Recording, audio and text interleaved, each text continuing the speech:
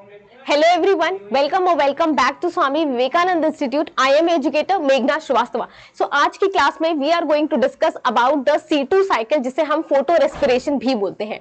मैंने आपको last class में C3 साइकिल डिस्कस किया था which is the Calvin cycle जो हमारे डार्क रिएक्शन या लाइट इंडिपेंडेंट रिएक्शन का पार्ट है. एंड आज जो हम डिस्कस करेंगे वो है C2 साइकिल या फोटो रेस्पिरेशन. C2 साइकिल और फोटो रेस्पिरेशन ये क्या होता है, क्यों होता है, ये हमें पढ़ना है एंड इसके साइकिल को पढ़ना है. ये इट्स वेरी इंपॉर्टेंट.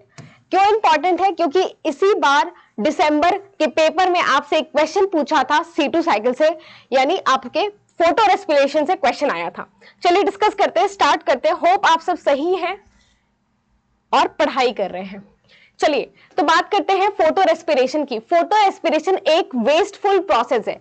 ये कंप्लीटली वेस्ट होता है प्लांट के लिए. ये वेस्टफुल प्रोसेस है. ये क्या करता है? It competes with Calvin cycle. कैसे करता है देखते हैं.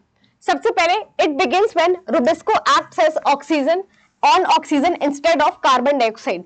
जब C3 साइकिल हमने डिस्कस किया था, C3 साइकिल में मैंने आपको बताया था कि रुबिस्को नाम का एंजाइम होता है जो कि क्या करता है, आपका कार्बोक्सिलेशन का स्टेप कैरी आउट करता है. एंड ये रुबिस्को जो है कैटलाइज करता है कार्बोक्सिलेशन फेज को, जिसमें RuBP एक्सेप्ट करते हैं CO2 को और फॉर्म करते हैं 3 कार्बन का 3 फॉस्फोग्लिसरेट.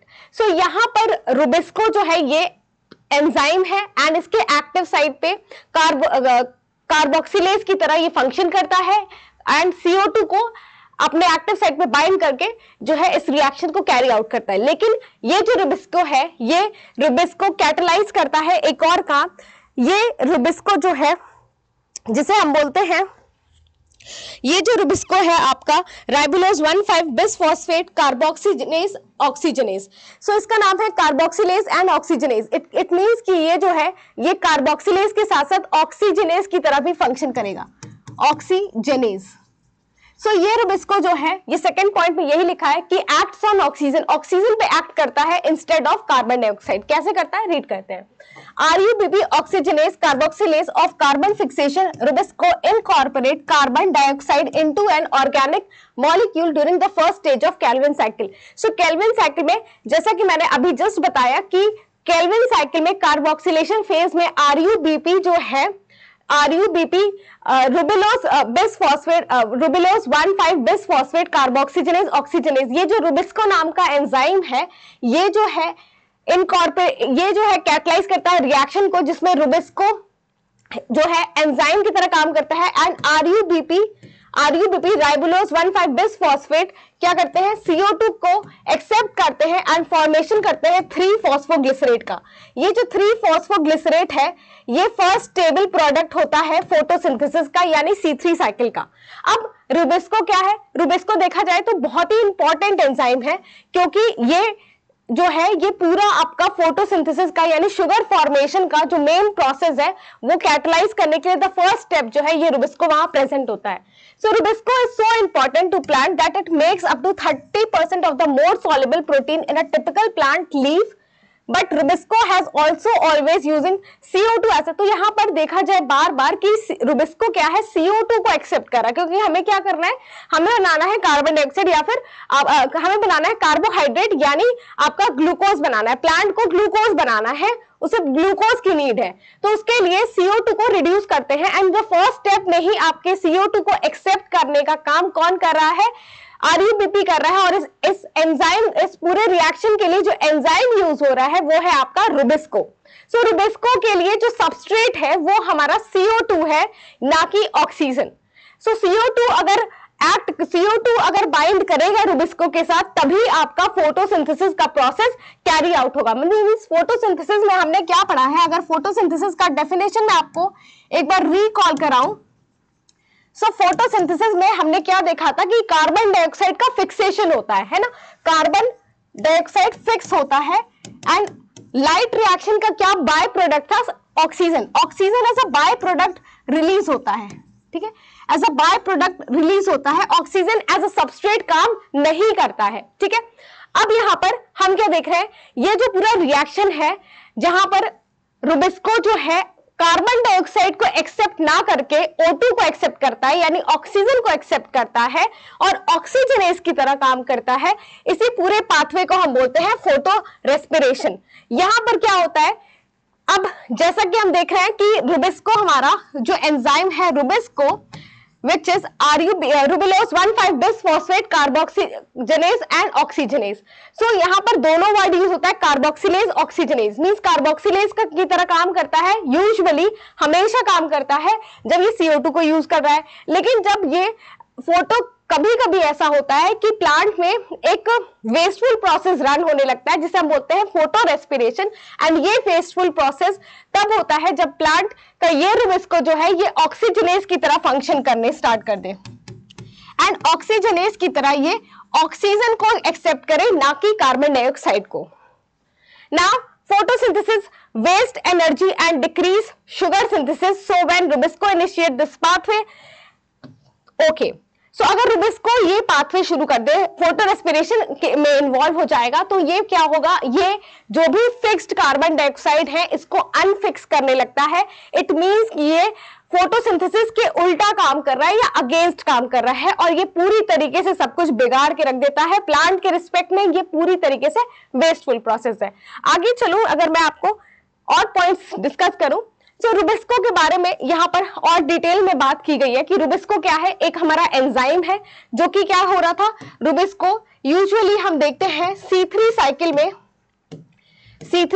में फर्स्ट स्टेप जो होता है कार्बोक्सिलेशन का जो फर्स्ट फेज है कार्बोक्सिलेशन का, वहां पर यूज होता है। ये जो है CO2 को फिक्स करता है एंड हमें कार्बोहाइड्रेट का फॉर्मेशन देखने को मिलता है। ये रुबिस्को जो है रेबुलोज 1,5 बिसफॉस्फेट कार्बोक्सिलेज ऑक्सीजनेज, नॉर्मली ये इसी तरीके से काम करता है, CO2 को एज अ सबस्ट्रेट काम यूज करता है। लेकिन क्या होता है कि ये ऑक्सीजन को भी सबस्ट्रेट की तरह यूज कर सकता है और ये किसी एक पर्टिकुलर कंडीशन में करता है, ये हमेशा नहीं करता है। Rubisco adds whichever molecule it bind to a 5 carbon compound ribulose 1,5 bisphosphate reaction and uses production of sugar। so यहाँ पर रुबिस्को जो है कार्बन डाइऑक्साइड को यूज करके बाइंड कराएगा RUBP के साथ और शुगर का फॉर्मेशन होता है। ये जो रिएक्शन है क्या है, फर्स्ट स्टेप। लेकिन फोटो रेस्पिरेशन के पाथवे में जो फर्स्ट स्टेप होता है, इसमें क्या होता है, जो भी चीजें आपकी फोटोसिंथेसिस के प्रोसेस में हुई रहती हैं या केल्विन साइकिल में हुई रहती हैं, उसे अनडन करता है या फिर उसे वापस से क्या करता है, रिवर्स करता है। नाउ रुबिस्को की देखा जाए तो एफिनिटी जो है, बाइंडिंग एफिनिटी यानी कि जुड़ने की जो इसकी क्षमता है, ये ऑक्सीजन के लिए ज्यादा होती है अगर टेम्परेचर इंक्रीज कर रहा है। मींस अगर हम टेम्परेचर बढ़ा रहे हैं या फिर गर्म, बहुत हॉट क्लाइमेट है और टेम्परेचर बहुत ज्यादा है, मतलब बहुत गर्मी है, तो वहां पर कार्बन डाइऑक्साइड का कंसेंट्रेशन कम हो जाता है और ऑक्सीजन का कंसेंट्रेशन ज्यादा रहता है।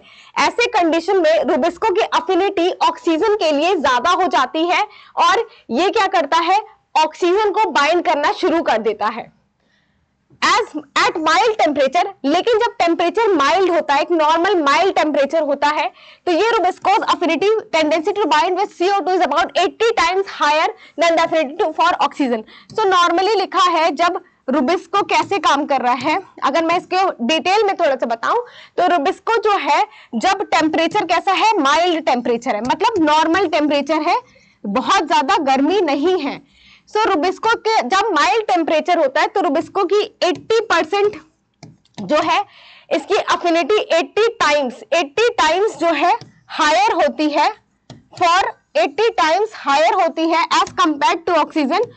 80 टाइम्स हायर है बाइंडिंग अफिनिटी, इसकी अफिनिटी जो है, इसकी अफिनिटी मींस जिससे ये बाइंड कर पा रहा है, इसकी अफिनिटी 80 टाइम्स हायर है CO2 के लिए as compare to O2। O2 के मुकाबले CO2 से 80 टाइम्स ज्यादा इसकी अफिनिटी है एट माइल्ड टेम्परेचर। लेकिन क्या होता है, जब टेम्परेचर बहुत हॉट हो जाता है, बहुत गर्मी बढ़ जाती है एट हाई टेम्परेचर, तो ये रुबिस्को क्या करता है, ये नॉर्मल काम नहीं करेगा और ये क्या होता है, ऑक्सीजन से बाइंड करना शुरू कर देता है, CO2 को से बाइंड नहीं करता है।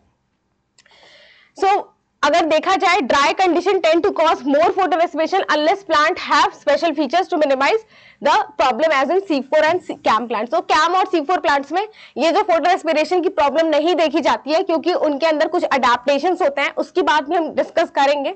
लेकिन जो इंपॉर्टेंट बात यही है कि रुबिस्को आपका एक ऐसा एंजाइम है जो कि कार्बन डाइऑक्साइड ऑक्सीजन दोनों के साथ फिक्स कर सकता है। कब होगा? जब नॉर्मल माइल्ड टेम्परेचर होता है। तो ये क्या होता है, इसकी एफिनिटी कार्बन डाइऑक्साइड के लिए बहुत ज्यादा होती है, 80 टाइम्स ज्यादा होती है अगर हम ऑक्सीजन से कंपेयर करें। लेकिन जैसे जैसे टेम्परेचर बढ़ेगा, कार्बन डाइऑक्साइड का कंसेंट्रेशन एटमॉस्फेयर में लो होने लगता है एंड ऑक्सीजन का कंसेंट्रेशन नॉर्मल रहता है, जिससे कि ऑक्सीजन से बाइंड करने लगेगा। इसकी एफिनिटी ऑक्सीजन की बढ़ जाएगी, ये ऑक्सीजन से बाइंड करेगा और कैरी आउट करता है फोटो रेस्पिरेशन का प्रोसेस, जो कि बिल्कुल अगेंस्ट है फोटोसिंथेसिस के प्रोसेस से। फोटोसिंथेसिस का प्रोसेस प्लांट इसलिए करते हैं क्योंकि उनको फूड की जरूरत होती है, फूड के लिए, अपने खाने के लिए ये प्रोसेस चलता है। लेकिन अगर एक वेस्टफुल प्रोसेस होने लगेगा तो वो प्लांट के हेल्थ के लिए क्या है, एक डिसएडवांटेज कैरेक्टर है। नाउ आगे अगर मैं बात करूं, आपको और ज्यादा एक्सप्लेन करूं, सो इसके बारे में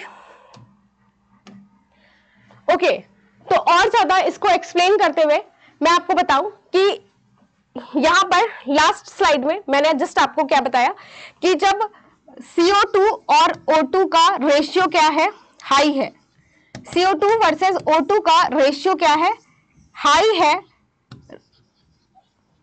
तो क्या होगा, C3 साइकिल चलती है। C3 साइकिल चलती है जब CO2:O2 का रेशियो हाई है। लेकिन जब CO2 ratio of CO2 versus O2 का रेशियो अगर लो है या लेस है, तो C2 साइकिल चलना स्टार्ट हो जाता है प्लांट में। ये एक बॉटम लाइन हमें समझ में आई। नाउ अगेन यहां पर पूरा साइकिल एक्सप्लेन किया है, किस तरीके से आपका फोटो रेस्पिरेशन होता है। सबसे पहले मैं बता दूं, ये जो फोटो रेस्पिरेशन का प्रोसेस है, ये 3 ऑर्गेनल में मिलाकर होता है, क्लोरोप्लास्ट, पेरोक्सिसोम एंड माइटोकॉन्ड्रिया। इन तीनों जो ऑर्गेनल्स हैं इनमें मिलाकर होता है। एंड क्वेश्चन ऐसे ही पूछता है कि कौन से ऑर्गेनल में क्या चीजें बन रही हैं। इसी से रिलेटेड एक क्वेश्चन आपका दिसंबर में CSIR ने दिसंबर वाले पेपर में, दिसंबर 2023 में पूछा था आपसे अबाउट इस साइकिल से ही रिलेटेड क्वेश्चन आते हैं। तो कभी कभी ऐसे क्वेश्चन आते हैं, इसके लिए बहुत इंपॉर्टेंट है कि आप लर्न करें, किसी भी चीज को अच्छे से समझ के लर्न करें। ठीक है, हमारा सब्जेक्ट ऐसा है कि हमें लर्न करना ही ऑप्शन है। ठीक है, अब आप किसी भी तरीके से लर्न कर सकते हैं, सबकी अपनी अपनी स्ट्रैटेजी होती है। ओके, सो ये था आपके लिए इंपॉर्टेंट बात। तो back to C2 cycle. C2 cycle क्या है, एक वेस्टफुल प्रोसेस है, यानी photo respiration. An important property of Rubisco is its ability to catalyze both the carboxylation and the oxygenation of RUBP। यहाँ पर अगेन लिखा है कि Rubisco की एक प्रॉपर्टी होती है कि ये जो है कार्बोक्सिलेशन एंड ऑक्सीजनेशन, और RUBP का कार्बोक्सिलेशन और ऑक्सीजनेशन दोनों कर सकता है। Now oxygenation is the primary reaction in a process known as photorespiration। अब ऑक्सीजनेशन जो होता है ये एक प्राइमरी रिएक्शन है फोटो रेस्पिरेशन के लिए, because photosynthesis and photo respiration work in diametrically opposite direction. Means ये क्या होते हैं, दोनों अलग है। मैंने आपको बताया कि इसका जस्ट रिवर्स है, फोटो रेस्पिरेशन जो है फोटोसिंथेसिस का जस्ट रिवर्स होता है। Photo respiration result in loss of CO2 from the cell that are simultaneously fixing CO2 by the Calvin cycle. तो जो भी केल्विन साइकिल यानी C3 साइकिल CO2 को फिक्स किया है, इसका उल्टा रिवर्स होने लगता है फोटो रेस्पिरेशन में। अब डिस्कस करते हैं इस साइकिल को। सबसे पहले क्लोरोप्लास्ट में क्या होता है, जो हमारा रुबिस्को एंजाइम है ये बाइंड करता है, ये RUBP के साथ ऑक्सीजन को एक्सेप्ट करता हुआ फर्स्ट फॉर्मेशन करता है फॉस्फोग्लाइकोलेट का। ये जो फॉस्फोग्लाइकोलेट है ये कन्वर्ट होते हैं ग्लाइकोलेट में। ग्लाइकोलेट मूव करता है कहां पर, पेरोक्सिसोम में। ग्लाइकोलेट या फिर ग्लाइऑक्सिक एसिड, ये ग्लाइऑक्सिक एसिड जो है ग्लाइकोलिक एसिड जो है, सो फॉस्फोग्लाइकोलेट जो है ग्लाइकोलिक एसिड में कन्वर्ट होता है। ये ग्लाइकोलिक एसिड मूव करता है कहां पर, पेरोक्सिसोम में।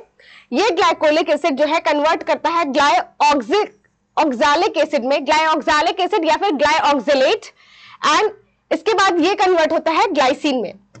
नाउ ग्लाइसिन जो है ये मूव करता है माइटोकॉन्ड्रिया में, एंड यहाँ पर 2 मॉलिक्यूल्स ऑफ ग्लाइसिन मूव करते हैं, कुछ रिएक्शंस होते हैं एंड ये कन्वर्ट होता है सेरीन में इन द माइटोकॉन्ड्रिया। सेरीन जो है ये माइटोकॉन्ड्रिया से मूव करता है, move back to the peroxisome, and यहां पर ये कन्वर्ट होता है हाइड्रोक्सी पायरुविक एसिड में एंड ग्लिसरिक एसिड में। इसके बाद ये जो ग्लिसरिक एसिड यानी ग्लिसरेट है ये क्लोरोप्लास्ट में मूव करता है, जो कि फॉर्म करते हैं फॉस्फो ग्लिसरेट एंड वापस से आपका RUBP बन जाता है। सो ये पूरा आपका प्रोसेस है। इसमें क्वेश्चन ऐसे ही पूछता है कि कौन सा जो मॉलिक्यूल है ये मूव करता है माइटोकॉन्ड्रिया से बाहर की तरफ। सो यहाँ पर आंसर होगा क्या, सेरीन। तो इस तरीके से ही क्वेश्चन आते हैं। ये पूरी साइकिल आपको लर्न करनी है, एंड इस पूरी साइकिल में अगेन कुछ एंजाइम्स हैं जो कि हर एक रिएक्शन को कैटलाइज कर रहे हैं। जैसे यहाँ पर है रुबिस्को जो कि क्लोरोप्लास्ट का एंजाइम है, क्या कर रहा है, RUBP को कन्वर्ट कर रहा है फॉस्फोग्लाइकोलेट में। लेकिन यही जब आपका C3 साइकिल था तो वहां पर 3 फॉस्फोग्लिसरेट बन रहा था, ना कि 2 फॉस्फोग्लाइकोलेट। यहाँ पर 2 फॉस्फोग्लाइकोलेट बन रहा है ना। 2 फॉस्फोग्लाइकोलेट फॉस्फेटेज क्या कर रहे हैं, ग्लाइकोलेट में से glycolate plus H2O converts into glycolate, ठीक है। Phosphoglycolate plus H2O2 convert into glycolate. यहाँ पर फॉस्फेट जो है वो रिमूव हो रहा है फॉस्फेटेज के हेल्प से। नाउ ग्लाइकोलेट ऑक्सीडेज जो है ये स्टेप पेरोक्सिसोम में होता है, ग्लाइकोलेट को ग्लाइऑक्सिलेट में कन्वर्ट करते हैं। एंड इसके बाद है यहाँ पर एक पेरोक्सिसोम में जो कि H2O2 प्रेजेंट है, तो कुछ और रिएक्शंस भी हो सकते हैं, जैसे कैटालेज जो है H2O2 को फर्दर जो है H2O और O2 में कन्वर्ट करा है। ग्लाइऑक्सिलेट ग्लूटामेट अमीनो ट्रांसफरेज, ये जो है ग्लाइऑक्सिलेट ग्लूटामेट को यहाँ पर कुछ जो है वो ट्रांसअमीनेज रिएक्शन जो होते हैं उसकी अमीनो एसिड के वो हो रहे हैं। एंड आपका ग्लाइसिन डी कार्बोक्सिलेज जो है वो ग्लाइसिन को कन्वर्ट कर रहा है। एक पूरा एक कॉम्प्लेक्स का फॉर्मेशन होता है जिसे हम बोलते हैं, यहाँ पर आप देख सकते हैं मेथिलीन H4 फोलेट, ठीक है। ये मेथिलीन H4 फोलेट अगेन यहाँ पर सेरीन हाइड्रोक्सी मेथिलेट ट्रांसफरेज जो है कन्वर्ट कर रहा है मेथिलीन H4 फोलेट को किसमें, सेरीन में कन्वर्ट कर रहा है प्लस ग्लाइसिन के साथ। एंड सेरीन अमीनो ट्रांसफरेज जो है ये सेरीन को कन्वर्ट कर रहा है हाइड्रोक्सी पायरुवेट में। फिर हाइड्रोक्सी पायरुवेट रिडक्टेज जो है हाइड्रोक्सी पायरुवेट को कन्वर्ट कर रहा है ग्लिसरेट में, एंड यहाँ पर ग्लिसरेट काइनेज जो है कन्वर्ट कर रहा है ग्लिसरेट को 3 फॉस्फोग्लिसरेट में। तो ये पूरा रिएक्शन जो कि कैटलाइज होता है आपका पूरी साइकिल्स में कौन कौन से एंजाइम्स इन्वॉल्व हैं ये यहाँ पर मेंशन है, ये भी अगेन इंपॉर्टेंट है। सो ये था आपका पूरा C2 साइकिल का प्रोसेस जो कि हमने देख लिया क्यों हो रहा है, किस लिए हो रहा है और क्या चीजें इन्वॉल्व है। नेक्स्ट क्लास में we are going to discuss about the C4 cycle and the कैम्प साइकिल, वो भी हम देखेंगे। एंड आपका फोटोसिंथेसिस का प्रोसेस जो है ऑलमोस्ट कंप्लीट हो चुका है। कुछ और भी चीजें हैं, हम C2 C3 C4 को कंपेयर भी करेंगे, उससे भी रिलेटेड कुछ क्वेश्चंस आए हैं। एंड आपका फोटोसिंथेसिस कंप्लीट हो जाएगा, फिर हम चलेंगे ट्रांसपोर्ट की तरफ। So that's it for today's class. Thank you so much.